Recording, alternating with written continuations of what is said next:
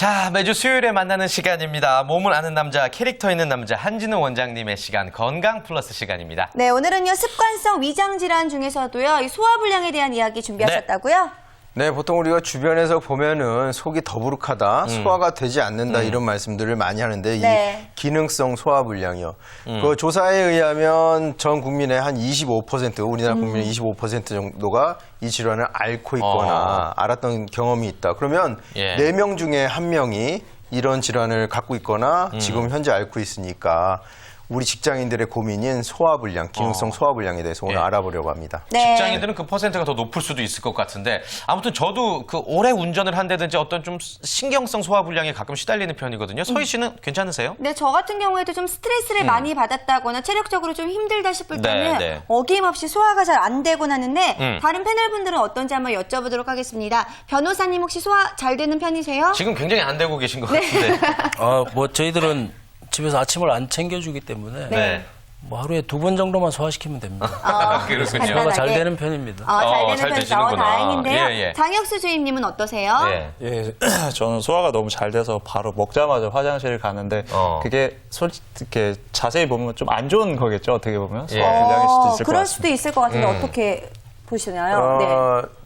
주무관님 같이 그렇게 제가 볼 때는 소화기관이 좋아서가 아니라 효율이 예. 낮기 때문에 들어왔다 그냥 나가는 저런 분들 굉장히 피곤할 수가 있어요. 네, 소화 흡수력이 떨어지기 때문에. 네, 자 오늘 소화불량에 대한 이야기를 좀 해봐야 네. 될 것 같은데 사실 어디부터 어디까지가 소화불량인지 뭐 전 국민의 4명 중에 1명이 앓고 있다라고 하니까 그것부터가 알고 싶은데 소화불량의 증상들을 어떻게 예. 보시나요? 보통 이제 더부룩하다는 증상을 가장 많이 얘기하고요. 속이 네. 답답하다, 그다음에 구역질이 나거나 구토를 한다든지 때로는 통증, 즉 복통을 수반하기도 하는데요. 이런 증상들을 모두 소화기 증상을 그 소화불량으로 집어넣는데요. 예.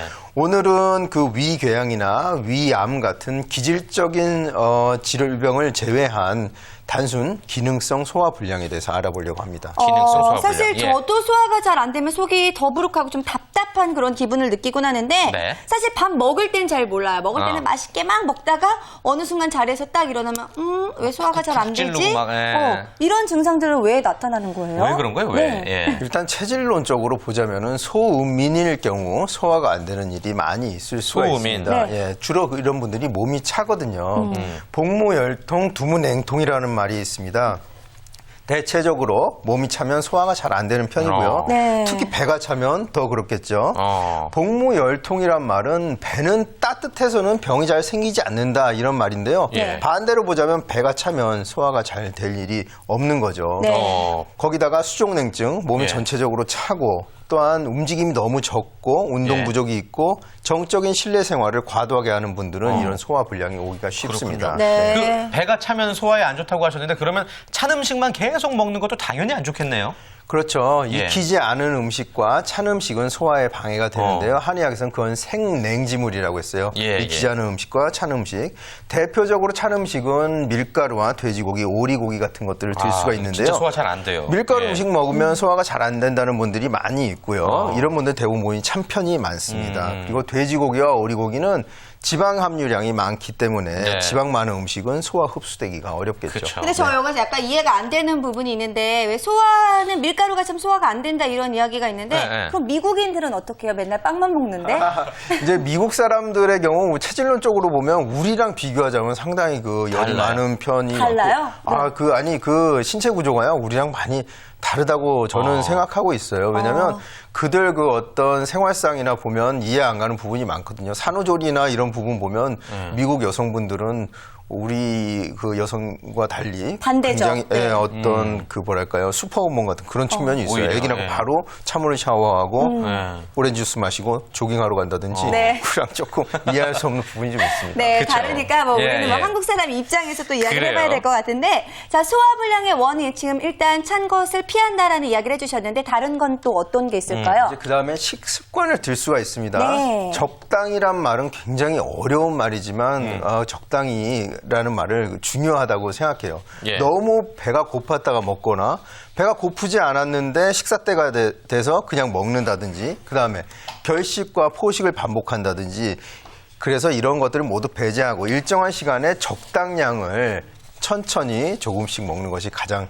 바람직하겠습니다. 아, 그렇군요. 네. 자, 그렇다면 소화불량, 뭐 쉽게 걸릴 수 있는 증상인데 소화불량을 예방하는 방법들에 대해서 하나씩 한번 살펴볼까요? 예방하기 네. 위해서는 아까 강조했던 것처럼 올바른 식습관이 가장 좋습니다.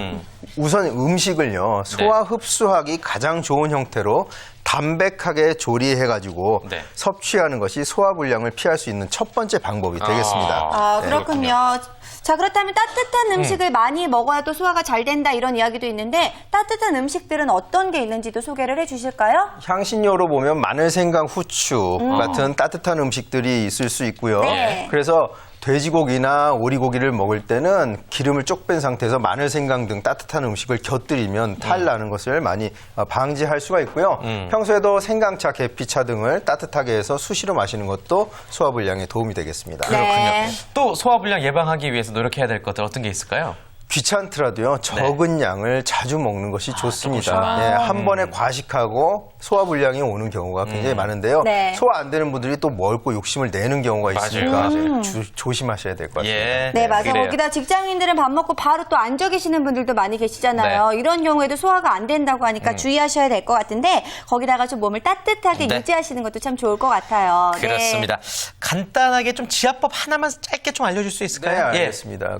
우리가 가슴뼈 끝에 검상돌기라는 하는 부분과 예. 배꼽 그 연장선의 가운데가 중환이란 부위예요. 네. 여기를 중심으로 위아래로 이렇게 쓸어 내려주거나 따뜻하게 손으로 눌러주는 것만으로 해도 소화불량 도움이 되고요. 네. 조금 더 채기가 있을 때는 이 손가락 엄지, 검지 사이를 눌러주는 것도 도움이 되겠습니다. 네네. 되게 엄지와 굉장히 검지 사이. 많이 하는 네. 거고 저희 솔직히 소화 안 되면은 많이 누르곤 하잖아요. 예. 이런 게 다 이유가 있었던 그럼요. 거네요. 합법이라고 소화불량에 가장 좋은 혈자리입니다. 네.